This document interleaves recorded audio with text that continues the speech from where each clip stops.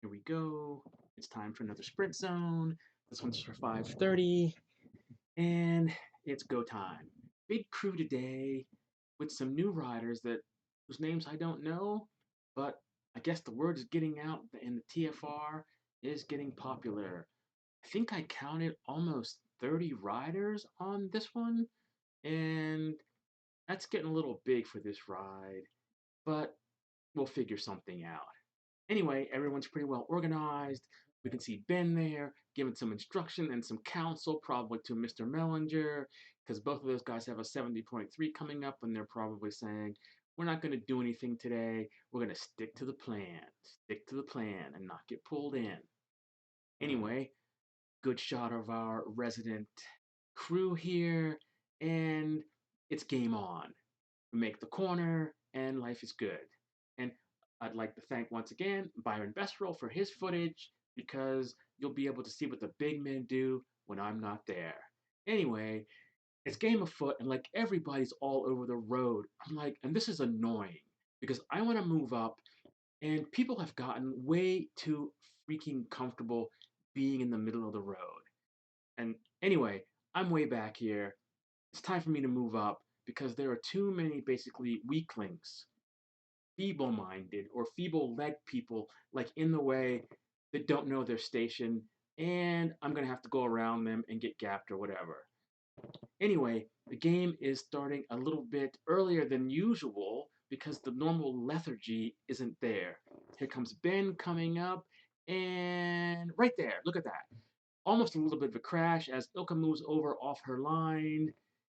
That was okay, could have been ugly, but life is good. Anyway, we're back on the gas. We can see Josh back there, and gaps are opening up all over the place.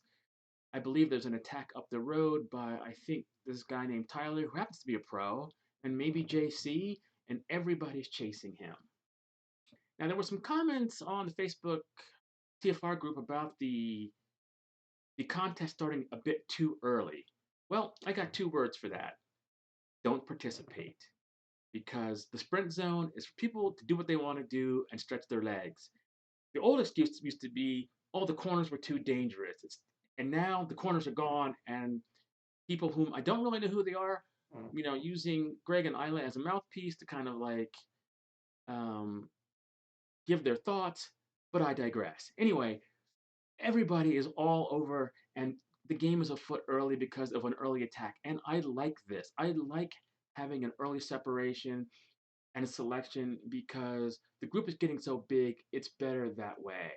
Unfortunately, I get gapped off by people that are weak, and I'm like, oh man, this sucks. Anyway, there's Josh back there, there's Tim back there who couldn't hold the wheel, and I'm forced to close this one and wasting a lot of power doing it.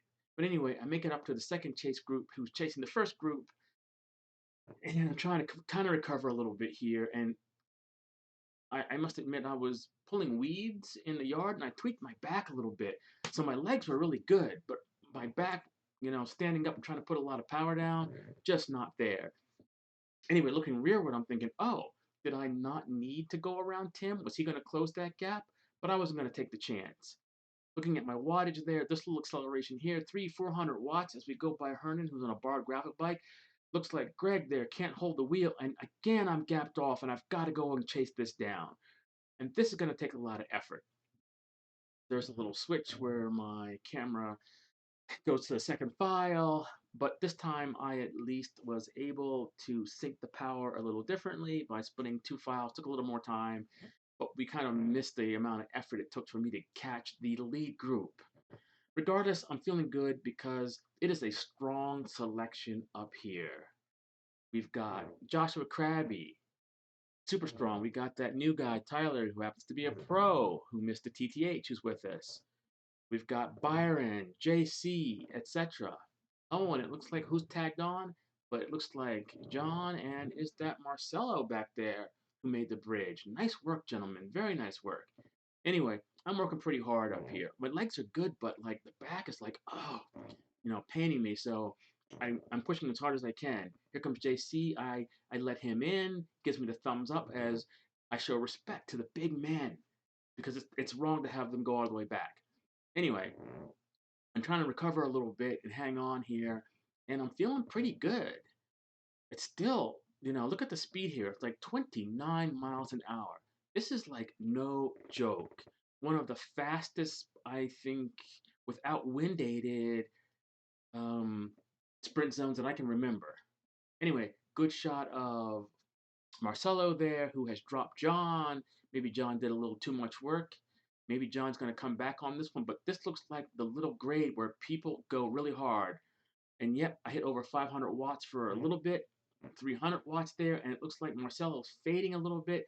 And look at the charge here. There I am, 450 watts, just trying to maintain contact as I start to slide off the back.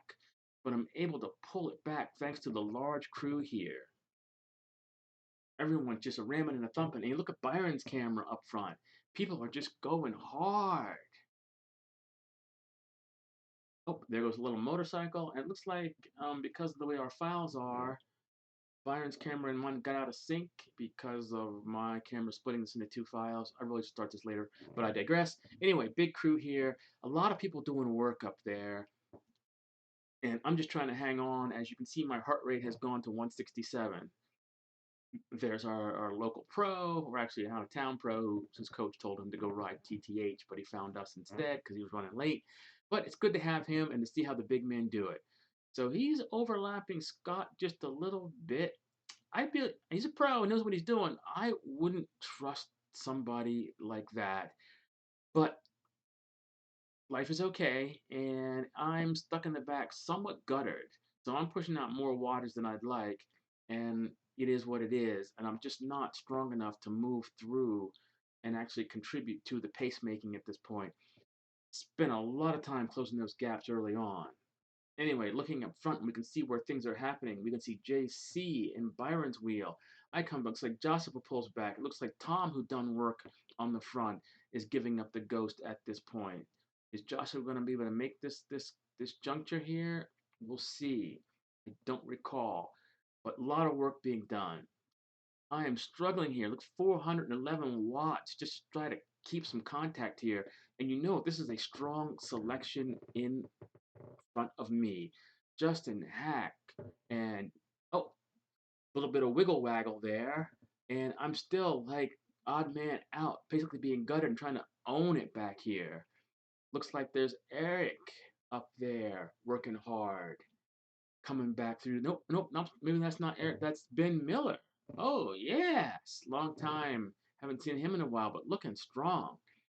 Everybody ramming and a thumping here.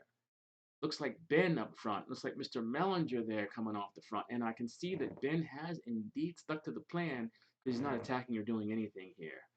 Looks like Byron's up front. Life is good.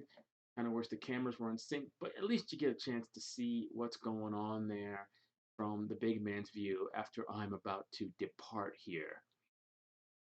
My heart rate's up to 170, and that's off the wrist, so I gotta believe my heart rate's actually a little higher than that, which is like crazy.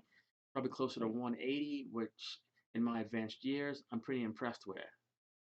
Slight surge here, and I'm forced to put out over 300 watts as I have to wave goodbye to the Peloton as it's a little too much for me.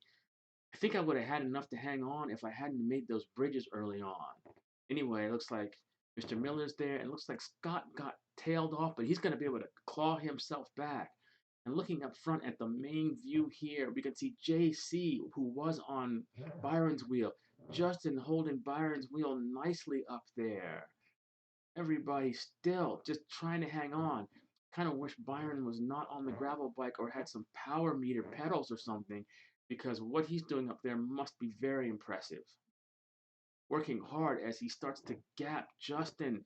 JC looks like he's able to hold on as the final selection is being made. Looks like JC is trying to come around. Is he going to be able to do it? Maybe, maybe not. Looks like there's Ben. Oh, maybe Ben is going for the sprint there. And there's Mr. Mellinger, our local pro. So, indeed, seriously strong efforts up there. I'm impressed, gentlemen. I am impressed. And a good time was had by all. So, There's also been some talk about the cool down on this ride and that we should stop up here and wait for everybody. Well, if we remember, when this was instantiated, this was such that the strong men could go all the way to the end, and the others could turn around before the group comes, and so they have a chance to recover. But somehow things have gotten changed where people think they want to go to the end and then end up trying to chase. So I should have turned around earlier, but I know people are going to go slow, and I know I'm strong enough to get back on. So I'm okay with this. So I'm going to make the turn, and we're going to see here because there was a post on the Facebook this week saying people were turning in front of cars. And I'd seen that in the previous weeks, and I thought this was corrected. So we're going to take a look here and see, in fact, if there was any digressions here. So this looks okay. That's reasonable. You know, there is a car there, but they were far enough ahead of it. So nothing bad here as before where people were turning in front of, like, I can remember a truck having to slam its brakes on or whatever. And I believe the comment on the Facebook was it was done by an experienced rider. Well, experienced riders need to have more experience because they need to learn how to not turn in front of cars and look back. And it looks like on this particular day, even given the large numbers, everybody has done this reasonably safely. And with the new protocols of slowing down even more, people are able to get on. I do recall there were some people that were going all the way to the end, and I'll have to make a speech on Tuesday and tell them not to do that because if you're not strong enough to catch the group, even when this group is soft pedaling, it's a group and it's going to just move fast. And if you're gassed or whatever you were doing, I would implore you to check your six, make the turn either before the group comes or shortly after they pass, because if you think about it, you're going the opposite direction of the group. And even if you're doing 6 miles an hour and they're doing 12 miles an hour, that's an 18-mile-an-hour difference. By the time you turn around, that's quite a gap to close. Anyway, this was done pretty safely, and everyone's chilling, everyone's recovering. Not bad. Still a little bit of a proclivity for some people to stay out on the road a little further than they need to be, but yeah, we'll work on it. Anyway, peace out, everyone. A good time was had by all. Until next week.